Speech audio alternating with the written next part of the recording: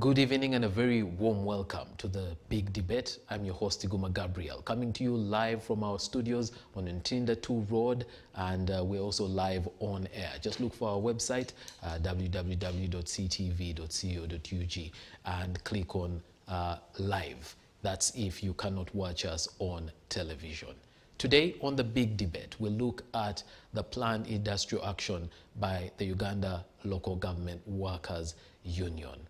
This follows a group that has just ended the industrial action, the teachers under UNATU, agreeing to go back to school today. And now the local government workers say after giving notice to government 90 days ago, government has not responded, and so they will be going on the industrial action today at midnight. That's actually tomorrow morning. This follows a collective bargaining agreement they entered into with government in 2018, and they say government has not honored this collective bargaining agreement. The agreement was looking at enhancement of salaries of local government workers from the lowest to the highest level. It's starting to look like government only responds when the workers go on strike. Does government have sustainable solutions? And if government does not heed to their call, what are the local government workers ready to do? We discuss that and more on the Big Debate tonight. Let's meet our panelists.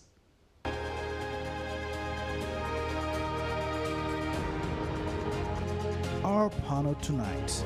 Hassan Rwavai Mudiba is the General Secretary of the Uganda Local Government Workers Union and the District Councillor in Namutumba District Local Government. He's passionate about workers' rights, serving as a member in the Public Service Tribunal, and has previously worked at the Uganda Public Employees Union as Secretary General. Hassan holds a Bachelor of Law degree from Cavendish University and a National Diploma in Purchasing and Supplies Management. As the General Secretary of the Uganda Local Government Workers Union, Mr. Hassan Rwavai Mudiba announced that local government workers were going to take industrial action effective 6th July over government's failure to implement an increment in pay. Arinitwe Rakajara Katambuka is an economist and one of the workers' representatives in the 11th Parliament under the National Resistance Movement Party. Mr. Arinitwe holds a Master of Business Administration degree, a certificate in Business Management, a certificate in Global Economics, a German certificate in Procurement, Logistics and Management, and a Bachelor of Economics degree from Makerere University. He has been a Member of Parliament from 2011 to date, and during his tenure he has advocated for workers, especially when it comes to minimum wage and externalization of labor. Ladies and gentlemen, our panel tonight.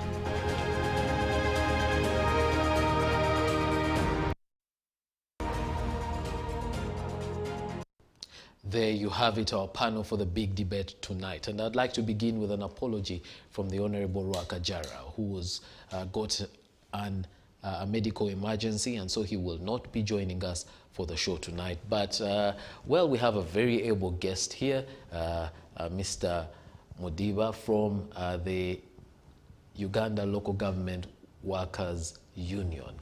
Well, good evening and welcome to the Big Debate. Good evening, Gabriel. How are you? Very well, and it's good to have you on the show. And let's dig right into it. Well, you gave 90-day notice, and there's been confusion. Did your industrial action begin today, or is it going to begin at the strike of midnight? That's tomorrow, actually. Yeah, actually, the way days are counted, for us in African culture, we count the day starts when you have woken up from the bed. Like if you wake up at 9, that is how somebody think that the day has started at 9. But internationally, the day starts immediately after midnight. So if you intend to do anything, you have to count with starting from midnight. So that is why when we gave the 90 days notice as required by the law, when you count, it ends at midnight today. So 1 minute after midnight, then that is Thursday. It becomes Thursday, 7th July 2022. So that is what, and that is when we are starting the industrial action. Is that industrial action still on course? It is still on. Why is it still on? It is because we have not got the appropriate response. Because industrial action is intended to notify the other party of your intention, but also to open up room for negotiation, and maybe to create concession. So if the other party does not respond within that time frame you have given, then you go ahead and execute as the notice indicates. The other party in this case is the government of Uganda. Yes, particularly, please. You wrote to the Ministry of Public Service. Yes. Have you received a reply or a response to that notice or that letter that you sent to them? Actually, we got an invitation on the 27th June, inviting us for a meeting on 1st July to discuss, and when we went, they had postponed the meeting indefinitely. So, but for us, we were just counting days. We didn't have any problem. So, again, yesterday, I got a notification from the Ministry of Public Service to go for a meeting today at 10. So, we went there in the morning, and we had some discussion with the government, and they made some commitment. Yes. All right. If you could first take us back to the meeting of 1st of July, because that was the first response inviting you for a meeting with the ministry. Did they tell you why they had to postpone that meeting? Yeah, and I didn't go into that because in the meeting procedure, a meeting can be cancelled, the meeting can be postponed, depending on the dynamics and reasons which the other party may hold. So sometimes you may not go deep digging why the other one has cancelled, why he has paused. You just take a note and you move on. So for us, when we got that they had postponed, it was not something so strange to us. We concentrated on other business. We ignored that one. Okay. And so you say you were called for another meeting. Today you did go and attend the meeting. Yes. And yet you still hold that the industrial action is on. Does that mean that today's meeting was not fruitful? It was fruitful to an extent, but they have not fulfilled part of what we agreed. Like in the meeting, we asked the government to show commitment. First of all, we agreed, and the government apologized for not having followed the first year agreement and gave reasons why they didn't follow, and we took note. Then they requested us to call off the meeting, and we said, but that one cannot be done just anyhow. You must put a commitment which is credible. So they said they are going to, they undertook to effect salary enhancement for local government workers, effective next financial year, but starting in there is a circular called first budget call circular, which comes out in September 15th every year. That is when the process for next financial year starts, and they assured us that that issue of salary enhancement for local government workers will be a priority among the priorities of government for that financial year. So, can you put that in writing? And stating exactly those words, and the minister promised to put it in writing.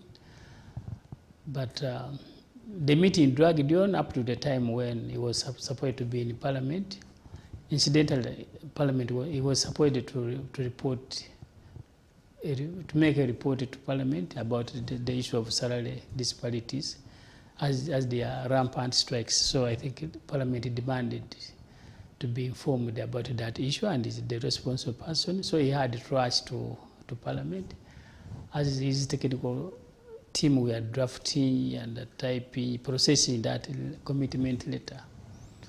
And I think Parliament ended very late. He couldn't go back to sign that letter. Fortunately, they called me, the commissioner for HR is called Mr. Mujungu, called me around 8 and said the minister has not been able to come to sign the letter. But the PS has okayed it and it is on the minister's table. Hopefully he's going to start with it the following morning. So even if he gave that explanation to me, and I have nothing to show to the constituency because this strike is not mine and it is not they are people. For me, I'm just offering leadership.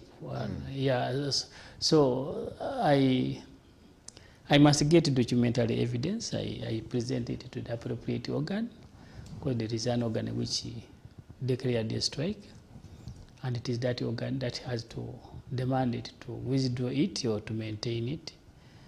And I cannot present an assumption that we are going to get a letter from government. That's why I'm saying that the industrial action is on also.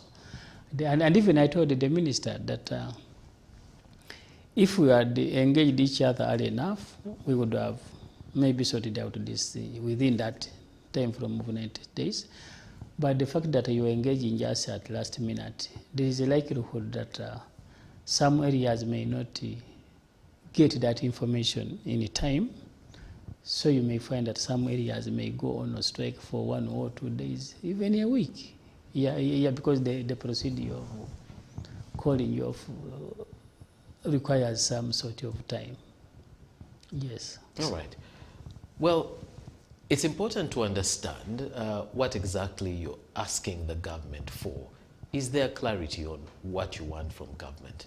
Yeah, because I can draw you to Article 40 of the Constitution 3, which gives, that's under economic rights, it gives the workers right to freedom of association, collective bargaining, representation, and withdrawal labor according to the law. And that article was operationalized by an act of parliament. Like there are two. One is called there are several labor laws, but I'm referring to public service. One is called Public Service Act 2008, and particularly Section 16 of that act states that workers, public officers have the right to participate in union activities.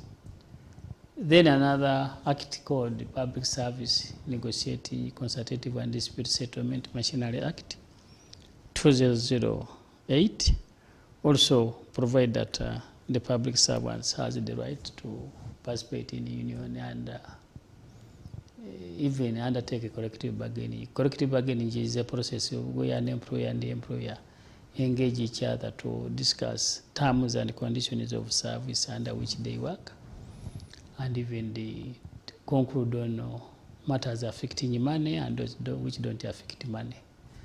So after that, when they signed a statutory instrument which designated unions that are supposed to organize in the public service, because we have about 50 labor unions in Uganda, but about 10-15 operate within public service. So that one are designated again after being registered by labor. Again, you have to be designated through a statutory instrument. So when the statutory instrument number 56 of 2011 was issued, it is designated 10 labor unions, including Uganda Local Government Workers Union, to give it the mandate to represent workers' interests and even undertake collective bargaining. So after that process, we had to sign a document called the Recognition Agreement. It is called the Recognition and Procedure, where it defines your scope and the procedures you take when you are pursuing a certain matter. So after signing that agreement, then you engage into collective bargaining agreement, where specific issues are discussed. So among those which we tackled first was those which are concerning salary disparity. Because as you may recognize, in the public service, it is operating in several salary structures. Yet it is supposed to have one salary structure. because entering civil service, the requirements are the same. And even in working, the working methods are the same, the processes are the same, the time you take at the work are the same. So why do you recruit me basing you on my qualifications and competence? The same qualifications and competence are used to recruit another one. So when it comes to pay, then you administer a different salary structure. So that issue has been going on for some time. So we said, no, let us have an engagement. Fortunately, the government had gone ahead of us, had undertaken a study, which studied on salary disparities, and they benchmarked with other countries which fall under the same economic standing with Uganda, like Kenya, Ghana, Tanzania, Nigeria, and other countries. So it is out of that document, which actually was presented by government itself, that we extract the collective bargaining agreement. And when we concluded that agreement, government undertook to pay it in phased manner. When they paid on the first phase, they defaulted on the second phase. From 2018 and 19, they paid only phase 1, and phase 2 they defaulted. Then we kept reminding them. They were also replying. There is a local state, there is a landslide here, there is this one, there was an accident in Masindi. Self excuses.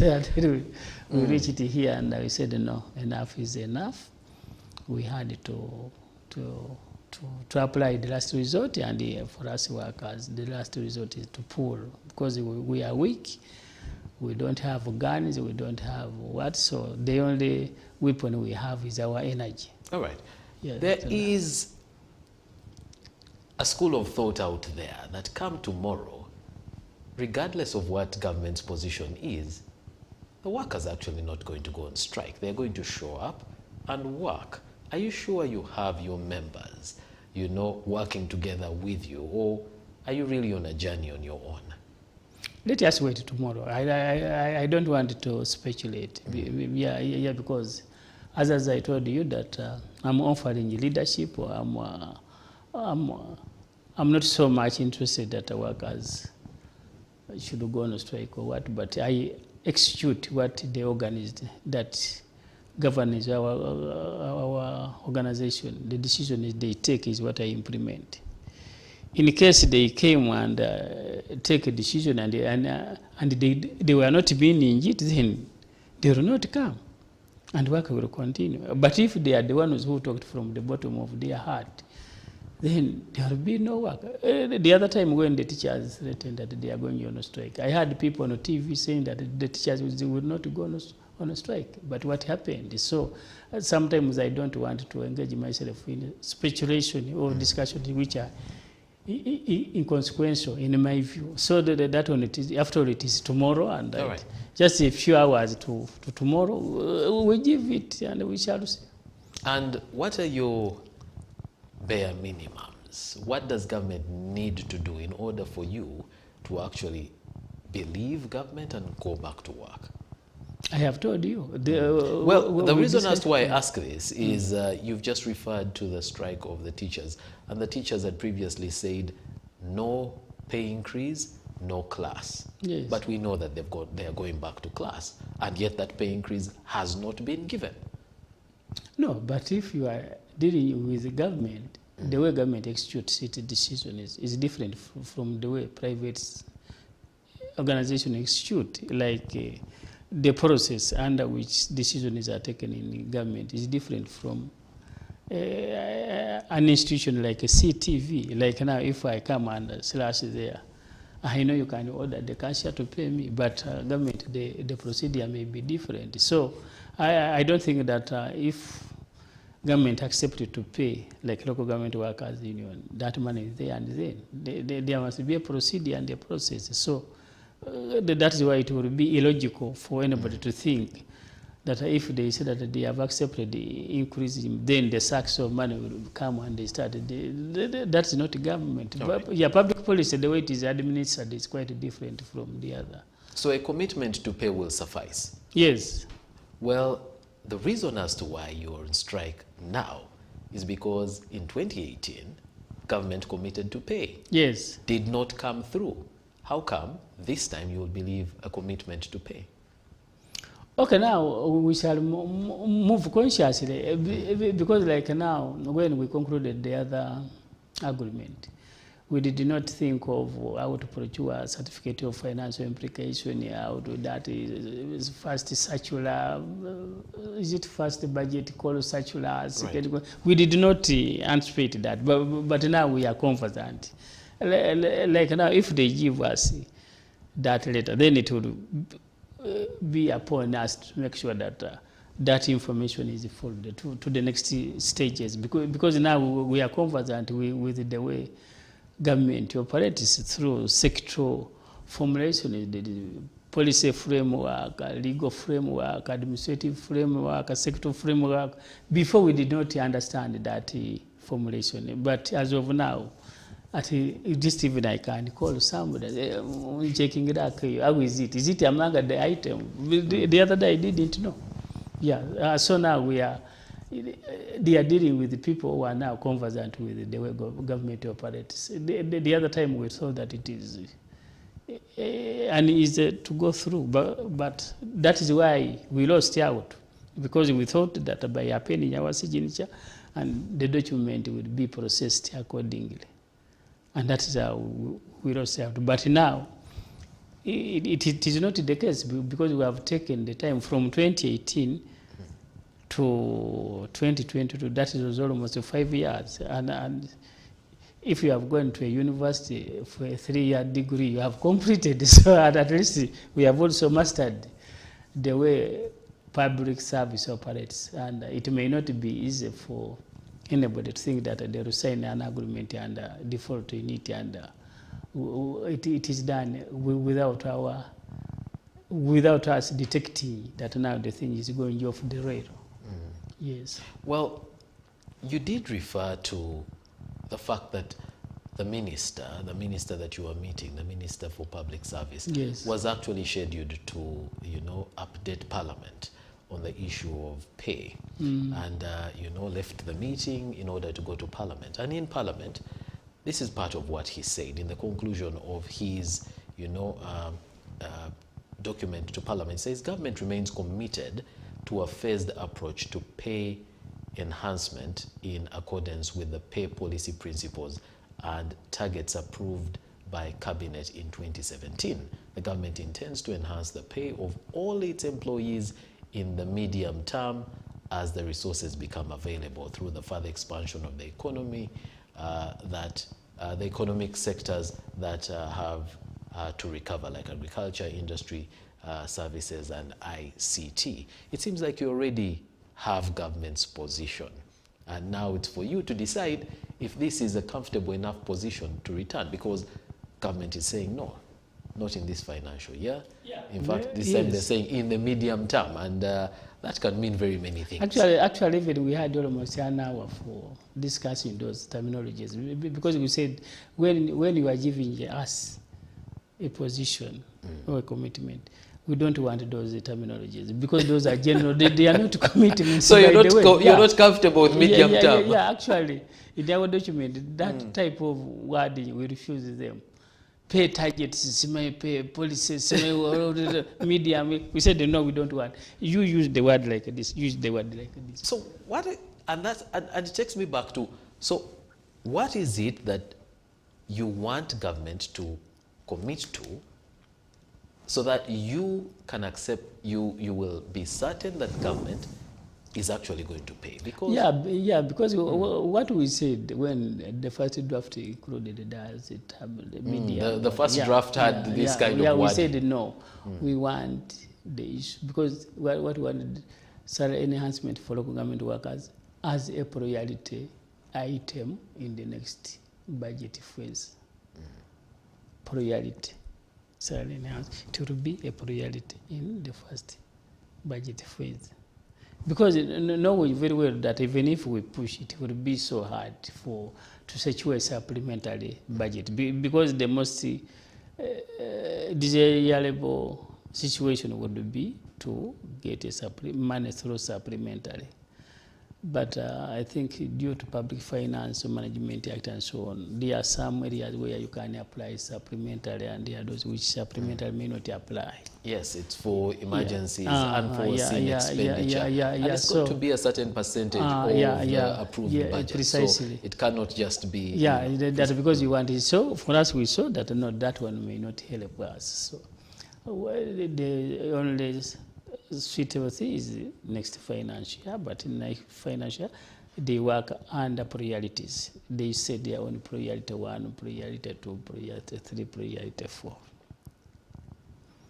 So we say you want the word priority, we want it among the priority. So now for us, we shall wait. As I have told you, that the way we are looking at the way government policies are different from the, because now we have experienced, because the other time we relaxed, we slept on our rights. But this time we shall not, because we know the committees and so on, and we shall make sure that if a committee is going to sit, if it's our issue there, if it is not there, then we shall make an alarm. Immediately, we shall not delay, we shall make an alarm. All right. Yes. Well, I'm sure you have heard the president and other ministers and government officials stating the position that at the moment, government is prioritizing sciences. Does this apply to local government workers as well? The issue science? Yes. No, but I think government has a right to set its own strategies and priorities. We have no problem, like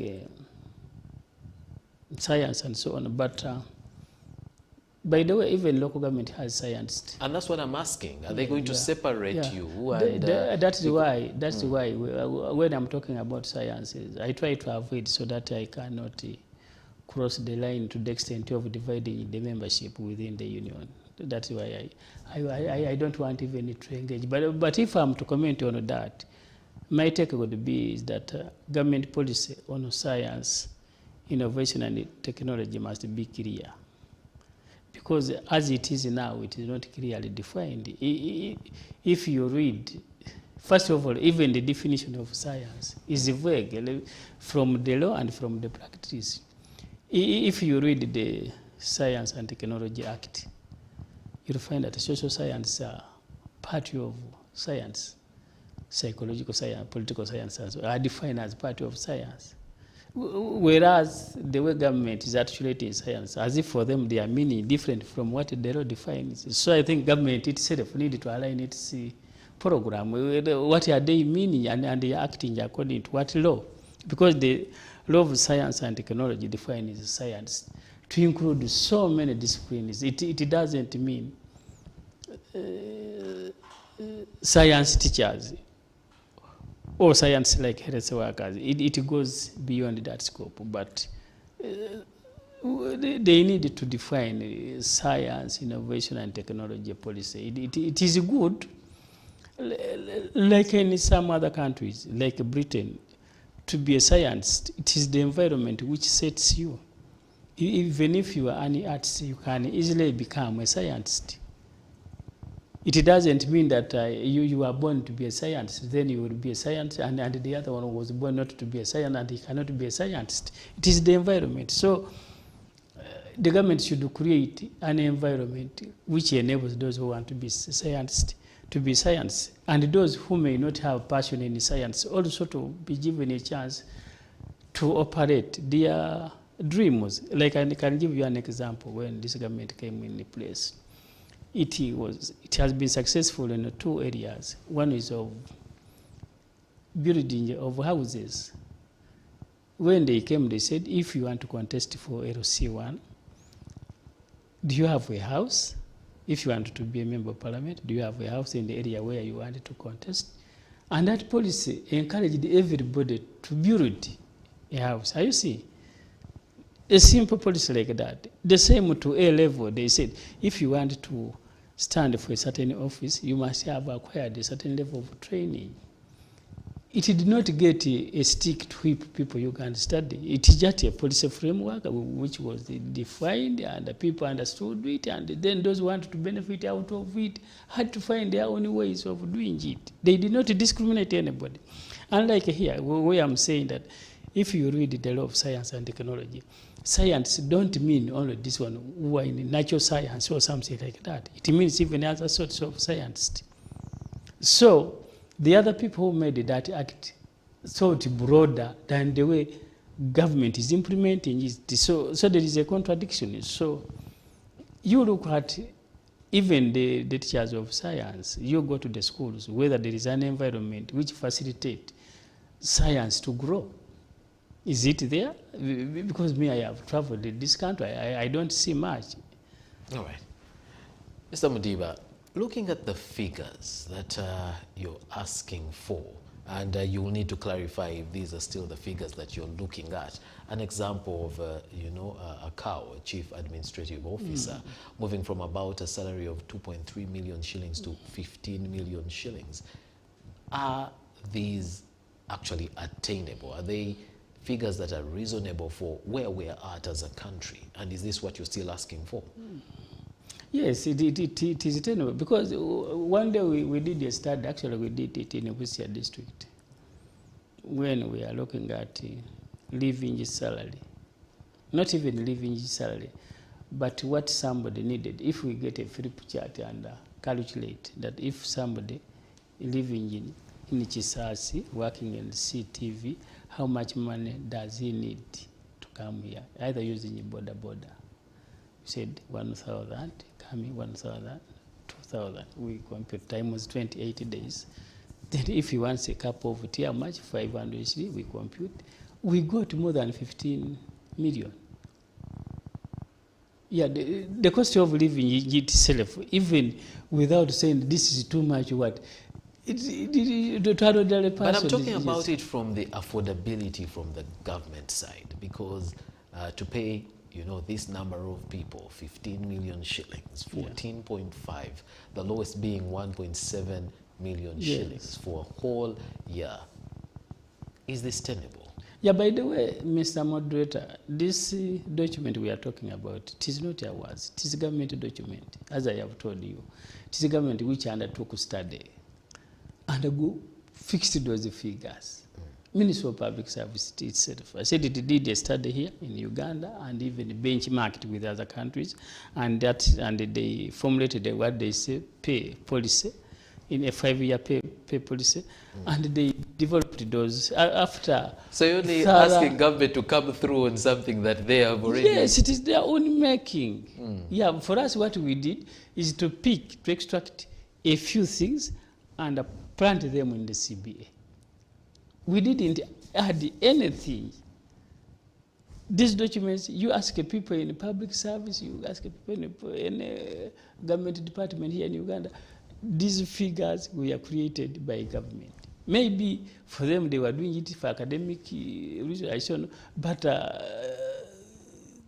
that civil service salary reform has been done by it started with this man, the late Professor Mujaju. He read the paper. Then Professor Augustine Nowagaba made a contribution, and other people. So it has been on until they reached at that level. Yes. All right. I did read an article that was quoting you, and I don't know if you were quoted correctly.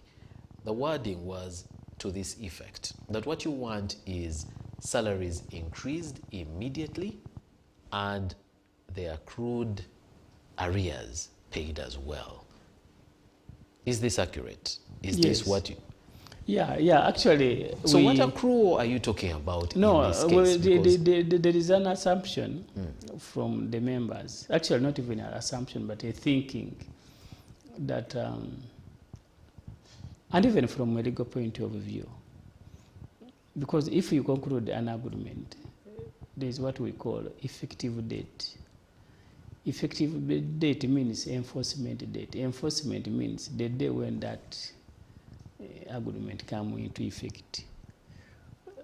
So some members think, and I think they are correct, that if the effective date of this agreement is July 2018, even if they are paying it in a phased manner, the effective date is the same.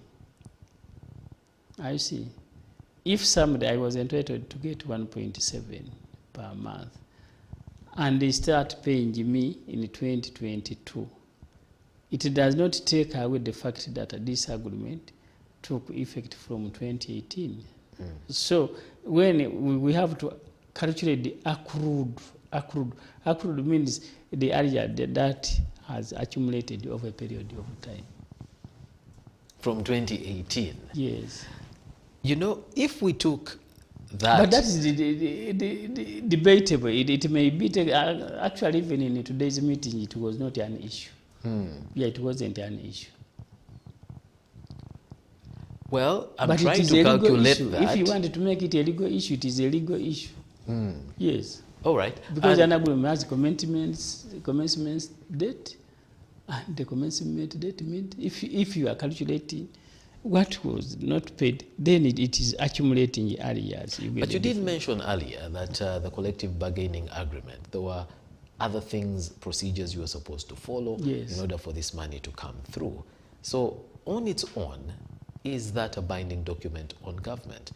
Without a certificate of financial implications, without a commitment from the Treasury that this money is actually going to be paid, is the collective bargaining agreement a binding document on government? It is binding. The other one is procedure. The law is divided into two branches. There is what we call substantive law and procedural law. Actually, even in our constitution, they say that substantive justice cannot be denied simply because on account of technicalities. Technicalities. So, in collective bargaining, because where do we get the authority to undertake a collective bargaining? It is International Labour Convention that are ratified by Uganda. That is the basis. And we are talking of Convention 198, which Uganda ratified, and Convention 154, concerning collective bargaining in public service. So when the parties submit themselves to the other for collective bargaining, and they reached an agreement, then the agreement is binding. Actually, they say, even if the agreement is inferior, like now, if I agree that from here to town, you'll be paying 200, and we sign, but later it is found out that it is 500 shillings, then they will not charge you that the agreement is inferior. No, you'll be entitled to the 200, even if it is less than the actual market price. So that agreement is binding to the party, even to the government, to the fact that government submitted itself in the negotiating table. And we didn't negotiate once. We took over 8 months. And the government was coming willingly. Nobody forced it. Headed by the head of public service and secretary to the treasury, represented by finance, Attorney General, Labour, and even the workers' side were represented. So actually, even if that agreement had not been signed, it is binding to the parties. If somebody adduces minutes that these people met, interacted, and discussed this and concluded, it is binding. And there is no way government can run away from it. They tried, but they cannot run away from it. One of the things we've seen from the strike of the teachers is, yes, they had multiple meetings, but it only took a meeting with the president for them to actually call their strike off and to probably believe that government was going to come good on its promises. Are you also waiting for a meeting with the president? But we have concluded ours without meeting the president. So yours has been concluded? Yes. Can we then tell people that tomorrow you're going to work? No, we haven't got the document. Yeah, we haven't got it. If we have got, then we could have started thinking of calling you for something like that. But we haven't got it. But I'm saying that we didn't meet the president. And it doesn't mean that we don't need to meet him. But I'm saying that for us, we concluded our agreement, which we believe it is right, without meeting him. And we are happy with it. All right. Well, one of the things that also came out of the teachers, strike is there are those who are saying, the leaders betrayed the, the constituents. You referred to yours as constituents. Yeah, it is a constituents. How are you making sure that you're moving together with your constituents? Because they don't come for these meetings. And in those meetings, you end up taking decisions on their behalf. And yet, they've made it clear on what it is they want. And part of what it is that they want, as expressed in some of the statements you've made, is immediate increment and payment of accruals. Yeah. Yeah, I think if you are representative, we have several representatives of representative. There is those who have no mandate to decide on behalf of their constituents, but there are those who have the mandate to decide. But even if you have the mandate, you must create a framework where you can have constant consultation with your constituents. So on that thing, on that they betrayed, I don't think that you're not betrayed. But also we have spoilers, by the way. For you are very lucky you are working in a place maybe where there is less politics. But for us, we are working in an area where people can even be planted just to smear you anything they want. Even if the members are not the ones saying it, some people can do it because there is freedom of expression, there is social media, there is press and so on. People can say anything. So I don't think that because they tried and they did best. And I don't think that any reasonable member can think that they betrayed them. But there are people who want to cause divisions among our organizations, and we know them. Like I was reading an article today that some people were saying, hey, the president should investigate. These people are getting money from foreigners to come and disorganize. We are talking of an agreement which is invisible. We are talking of something where government has failed to pay. And you think those people were expecting that money need to be told that by people, foreigners who bring in money to demand for their due right? But simply because people want to cause divisionism, and that is how they survive. In Uganda, creating stories is also a lucrative job. People are paid simply because they can create stories which can make us crash. So, and that's how they earn a living. You probably have heard the president talk about workers that go on strike as being unpatriotic. Are the local government workers being unpatriotic by holding government at ransom in this way?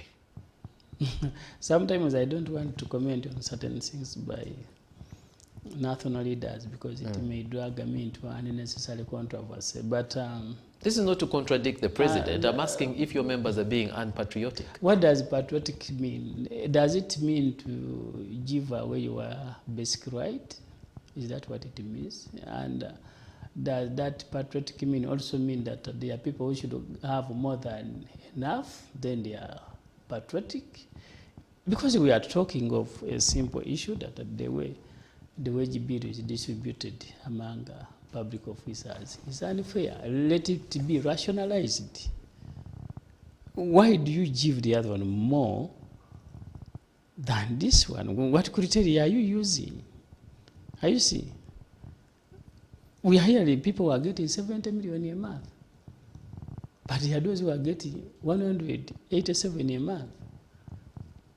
We are having people who are accounting officers, but riding on a motorcycle. But we are having accounting officers who are facilitated with 3 vehicles of 4,000 cc. And yet they are telling us that they have made the roads. Well, the kind of work done is different. How is it the different? same? We are talking of accounting officer. Both of you are accounting officer. What does the mandate of accounting officer entail? Does it have different mandates? I see. Yeah, so that those are the issues we are talking, and even our quarrel is within the wage bill. It is within. We are not talking about capital investment. We are not quarreling about either masanyalazi or, but wage bill. If you look at the wage bill, like You look at the percentage of the wage bill, they say that it is 17% or 20%, but how is it distributed in the different sectors of the economy? You will find that there is a sector which is getting more than what it is supposed to get. That is why you can find even somebody paid this salary, then it's called, hey, where are you? You come for this, then he gets 40 million without even claiming. But there is one person who is claiming, if I can get 500,000. I see. So we are saying that irrationality and lack of sensitivity in appropriating the wage bill. The issue is only within the wage bill. If we have seen countries like Malaysia where they said we want to sacrifice for the country to develop, or Japan. When that decision was taken, it affected right from the head of state to the lowest person. All of them, their lifestyle had to be adjusted to suit the circumstances. But here is a situation where there are people who should lead a lucrative life which cannot be checked, and then that is nationalism and patriotism. Then there are those who are not getting even the basic. All right. Yes, there are people who are being given money to mitigate inflation even when they are getting above. Then there are those who are not getting. So we need. I get confused. Mr. Hassan Mudiba, I have to stop you there for just a short while. We will go for a break, and when we return, we will continue the debate. So stay tuned and don't blink.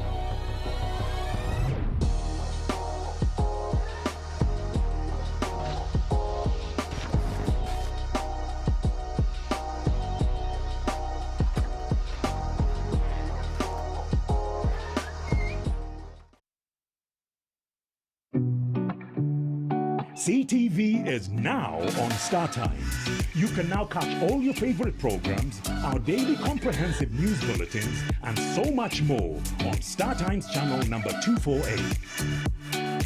Stay tuned for a world of endless possibilities. CTV. Don't blink.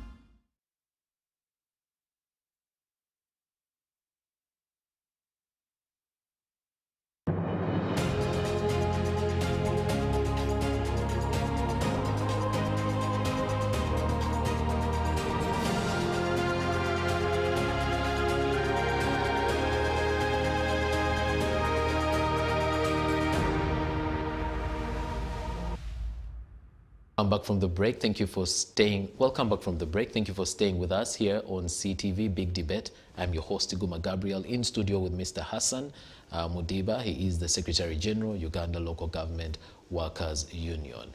The union called a strike for their members. Of course, first they gave government 90-day notice. This began on the 7th of June and of April, and it expires tonight at midnight. So if government does not make a commitment that is acceptable to the local government workers, starting tomorrow, they will withhold their labor. That's what we've been talking about in the first segment of the show. And well, yesterday there was a press conference, and at that press conference, the government's, the minister in charge of information, the Honorable Chris Bariomus, he was asked questions about this industrial action. Let's watch for just a few seconds what his response was. I appeal to the local government public servants who are threatening to also engage in industrial action.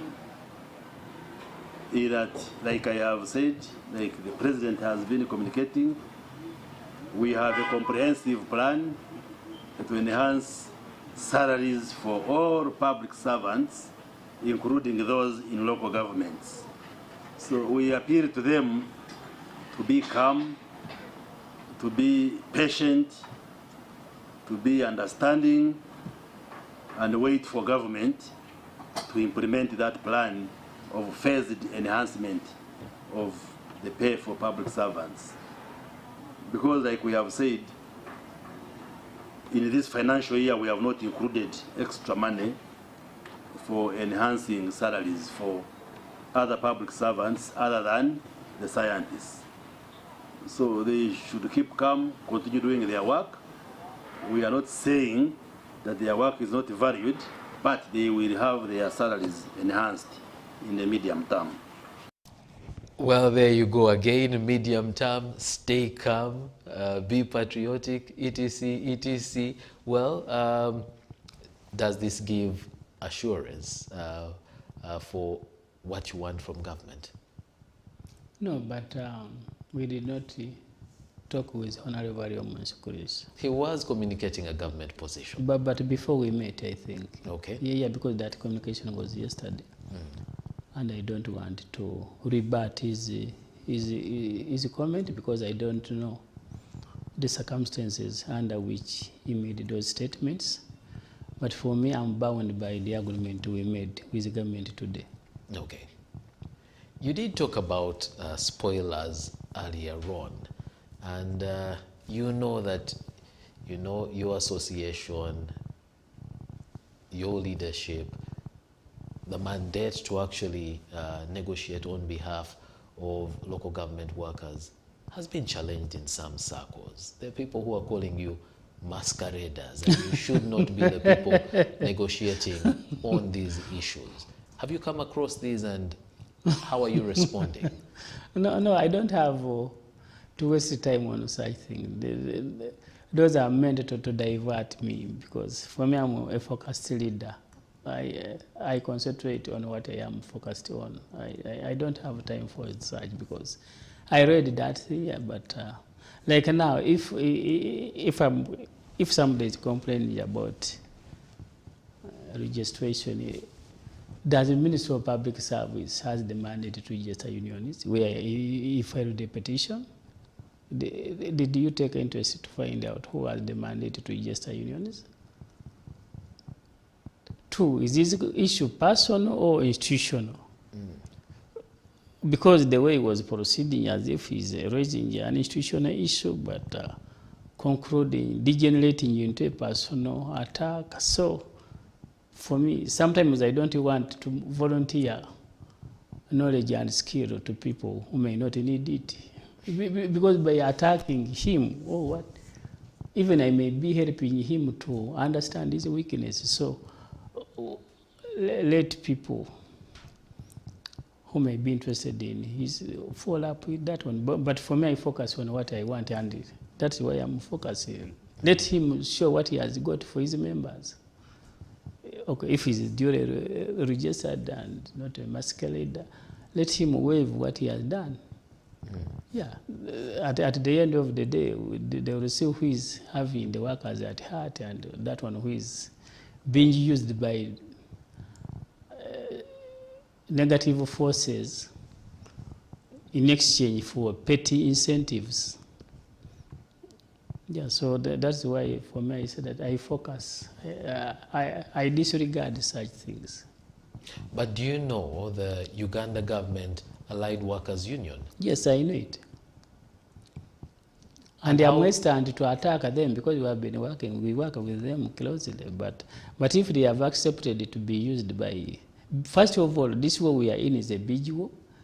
It means that we are going to get money from people's pockets to pay these people, or to deny people who had intended to get this money as if it is personal money to be directed to local government workers. That is not a simple in the first place. They can do anything to disorganize you. So if you are not focused, you can end up. For us, we are even, like for me, I have members who are nurses and scientists. But when the science teachers or the nurses went to struggle for their members, I did not attack him for fear that in case they succeed, even the nurses who I decide will cross. I just left it to them to decide. And when they won, even members in this union got the money, but they didn't join the nurses. You see? So now if Uganda claims that they have members in local government, this struggle we are engaged in should not scare them that if we succeed, they will lose members. On the contrary, they should come behind us and we struggle for our members, both those who are in Ugawa and those who are in local government. I think that is what Solomon, the wonderful Solomon judgment, tell us. Yeah, that there is a difference the way the owner of something behaves from the one who is not the owner should behave. If Ugawa is committed to protecting workers' interest, there is no way to could attack me who is helping the workers to get what they want. They would be happy. But now, if they are even attacking somebody who is helping their members to get, that means that they don't wish their members well. No, this issue of yours seems to be so complex and having so many tentacles, because we did hear the I believe he's called the Chairman General of the National Organization of Trade Unions, saying that this is a matter that will be taken to the level of, International Labour Organization and the courts under that organization, because there was a collective bargaining agreement and that government should honor. Are you planning to sue government? Why not, if need to be? Like now, the other day, I think yesterday I was talking with a certain lady. She's a lawyer for ILO, but she's a Ugandan. She told me that somebody, an expert, they were outside and they asked, so many countries have petitions against them. Why is it that Uganda has no case? Are you so good? Are you living in it? Are you seeing? Yeah, because people here think that everything must be solved here.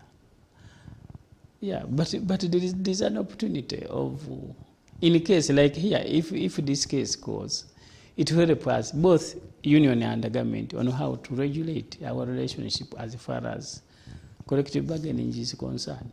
So it can be a good thing. I have no problem with it. And even if I choose to go to courts of law, that is the best way of resolving it, because in the courts of law, they will make declarations and pronouncements which will guide the process to the benefit of the workers and to the benefit of government.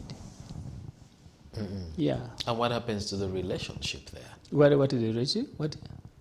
The relationship with government as the employer and the one that will be paying this money. What is wrong with paying the money? When they have guided you, like now, that in case you submit yourself to the collective bargaining, you should do it in good faith.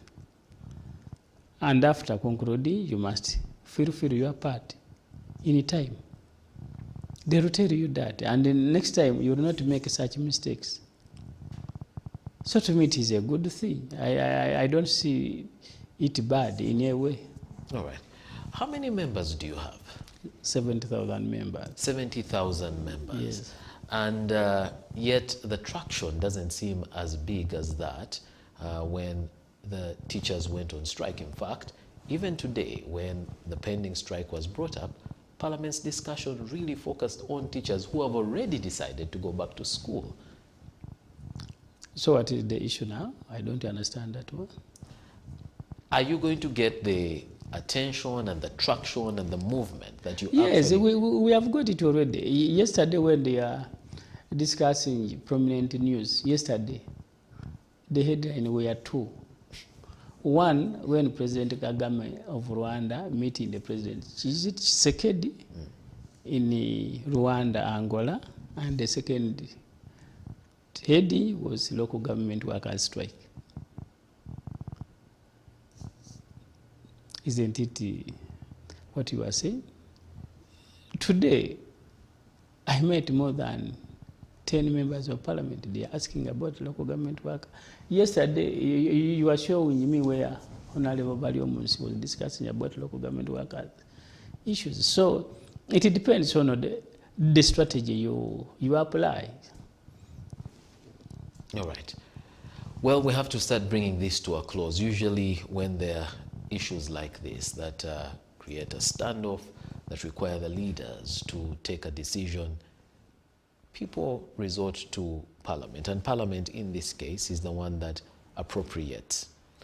Is there, have you made a move, to try and get Parliament on board to ensure that even as these processes go on, because they are the ones that will deal with the whole budget process?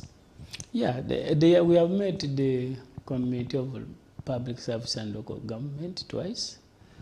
We have engaged the other committees of Parliament, and even we have 2 members of Parliament.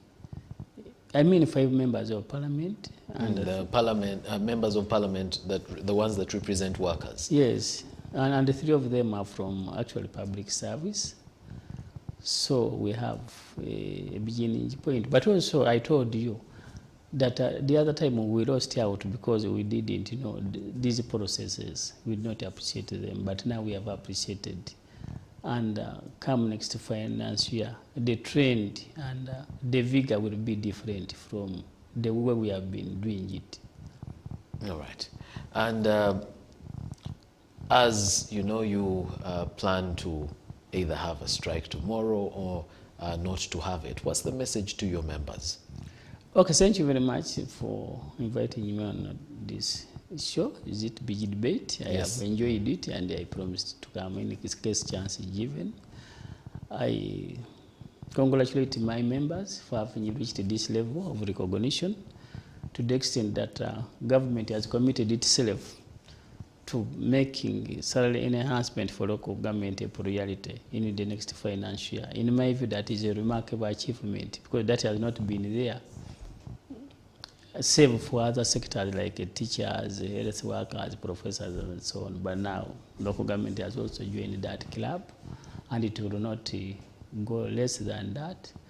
But it has not come out of the blue. It has come as a result of unity, solidarity, and working together to generate a common voice. So I plead and encourage them, the local government workers, to keep up with that solidarity, because the struggle is not yet over. And even if the salary enhancement issue ends, we have other issues. In the local government is where you find interdiction is done at people's will. They are not promoted. Even if you acquire higher qualifications, you remain as an officer tenant. There is no chance for growth in professionalism. But also there is the issue of salary loans, which has made these people to lose a lot of money in terms of interest to money lenders and so on. So those are issues that we shall be handling in the next few days after this salary enhancement issue. So our unit and solidarity is still very, very important.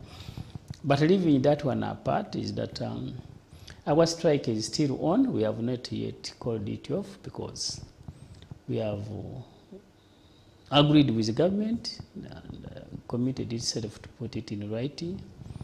And even if we get that letter in writing, we shall suspend it up to September 15th to prove that the issue has been put under priority areas.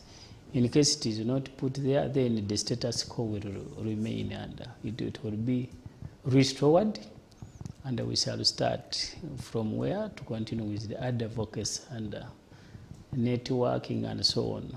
All right. Both within and outside. You know that government did not recognize the suspended strike of the teachers and required that when the teachers wanted to go on strike again, should have given the 90-day notice. Your plan for suspension to September, you may need to consider giving 90-day notice again, or how do you ensure that you don't get into this government pit as well? Is decided as what? As a court. Does government has the mandate of a court? Yeah, because like if a minister, either like Honorable Bariomunsi, with due respect, stand up and say that you did wrong, does that one amount to a ruling of court? Yeah, so I don't think, because if and two, labor union organizations are independent organizations, and we know how we take decisions and how we operate, and it cannot be vetted by government. Yeah, so for us, we are saying we are suspending up to, in case we get the letter before that, we shall suspend it up to 15th, and when that circular comes out, when it is not, there is not that salary enhancement as a priority area for that financial year, then we shall say that you did not commit yourself as you have promised. Then, right. Yes. A very curious omission is, where is the Ministry of Local Governments in all of this? But does it have a mandate within that, apart from supervising the LC5 and local governments? I don't see, because if you read the Local Government Act Cap 243, as if matters of public servants remained in the center. Local government's mandate is defined in Schedule 3, I think, and what? But civil servants, and apart from supervising them, I don't think that they have much mandate with them. But we work with them. I have no problem with them. The other time we were working closely with Honorable Butime, and he was helping us a lot, and so they are our line ministry, and actually we signed with them. They are your line ministry, yes. And we actually did contact your line ministry in relation to the planned industrial action, and the position of the line ministry is no one is going on strike. What do you expect them to say? That is how they say government operates. Government says different things when inside something else is happening. So sometimes it may not be even of value for me to involve myself in discussing research. But how are you going on strike when your line ministry is not aware? But what does the law say? Does the Labor Unions Act mention in local government? Does it have a mandate? When a union is being registered, is there a space where they say that local government must append its decisions to recommend? I don't think so. But they are our stakeholders. And it will not affect our relationship, even when they have adverse opinion about our operations. That one does not matter much. All right. Well, would like to thank you very much for being a part of the big debate. I know I had asked you to give a final word to your members, and I did interrupt quite a bit. So just 1 minute to speak to your members, and then we'll be out of here. Once again, thank you very much, Mr. Moderator Gabriel, for this opportunity. I want to congratulate my members upon this recognition we have achieved through the industrial action. And I encourage you to remain firm. I know people are taking advantage of this. I hear the DSOs are summoning people. They are asking them to give files as if. And me, I would expect the DSO to know all the laws under which they operate. But it is not the case. So it is good we have resisted that level of intimidation, and I know success is on our side. Our industrial action still stands until the government fulfills its commitment. Otherwise, thank you very much, and we keep in touch. Be strong, solidarity. I know, I trust you, and I love you all. Thank you very much. Mr. Hassan Mudiba, General Secretary, Uganda Local Government Workers Union, we thank you for being part of the big debate tonight. Thank you very much, sir. Dear viewer, thank you very much for being a part of this edition of The Big Debate. I return next week with another edition of the show. For now, continue tuning in to the quality programming here on CTV. Until next week, it's a good night. God bless you. Stay tuned and don't blink.